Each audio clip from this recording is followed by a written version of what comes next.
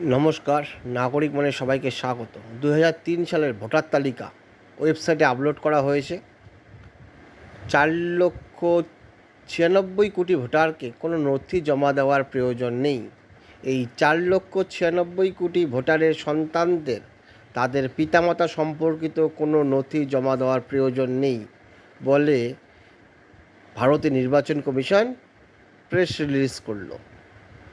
বিহারে 2003 সালের ভোটার তালিকা নির্বাচন কমিশনের ওয়েবসাইটে আপলোড করা হয়েছে। 4,96,000,000 ভোটারদের কোনো নথি জমা দেওয়ার প্রয়োজন নেই। এই 4,96,000,000 ভোটারের সন্তানদের তাদের পিতামাতার সাথে সম্পর্কিত অন্য কোনো নথিও জমা দেওয়ার প্রয়োজন নেই। ভারতীয় নির্বাচন কমিশন বিহারের 2003 সালের ভোটার তালিকা আপলোড করেছে। সেখানে 4,96,000,000 ভোটারের বিবরণ রয়েছে, যা ইসিআই তাদের ওয়েবসাইটে আপলোড করেছে। নির্বাচন কমিশনের 2003 সালের ভোটারের তথ্য যেখানে আপলোড করেছে সেখানে 4,96,000,000 ভোটারের বিবরণ রয়েছে। এটি ইসিআই ওয়েবসাইট whs.voter.eci.government.in আপলোড করা হয়েছে। বিহারের 2003 সালের ভোটার তালিকা সহজলভ্য হওয়ার ফলে বিহারের চলমান বিশেষ নিবিড় সংশোধন বা এসআইআর সংশোধন ব্যাপকভাবে সহজতর করা হবে, কারণ এখন মোট ভোটারের প্রায় 60% অর্থাৎ 60% কোনো নথি জমা দিতে হবে না। তাদের কেবল 2003 সালে ভোটার তালিকা থেকে তাদের বিবরণ যাচাই করতে হবে এবং পূরণ করা গণনা ফর্ম জমা দিতে হবে।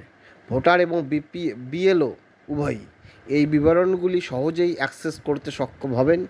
এছাড়া নির্দেশাবলী অনুসারে যে কোনো ভোটার 2003 সালের বিহারের ভোটার তালিকায় নেই, তিনি তার মা বা বাবার জন্য অন্য কোনো নথি সরবরাহ করার পরিবর্তে 2003 সালের ভোটার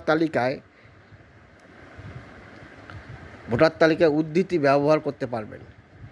এক্ষেত্রে তার মা বাবার জন্য অন্য কোনো নথির প্রয়োজন হবে না।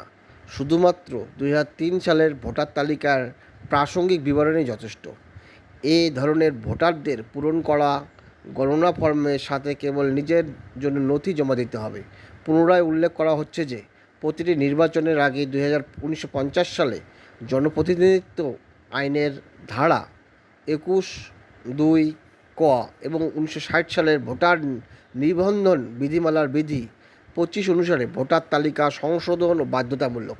নির্বাচন কমিশন 75 বছর ধরে বার্ষিক সংশোধন নিবিড় এবং সারসংক্ষেপমূলকভাবে পরিচালনা করে আসছে। এই অনুশীলনটি প্রয়োজনীয় কারণ ভোটার তালিকা সর্বদা একটি গতিশীল তালিকা, যা মৃত্যু, পেশা, শিক্ষা, বিবাহের কারণে, অভিবাসনের কারণে, 18 বছর বয়সী নতুন ভোটারদের যোগ ইত্যাদির মতো বিভিন্ন কারণে পরিবর্তিত হতে থাকে। অধিকন্তু সংবিধানের 326 অনুচ্ছেদে ভোটার হওয়ার যোগ্যতা নির্দিষ্ট করা হয়েছে।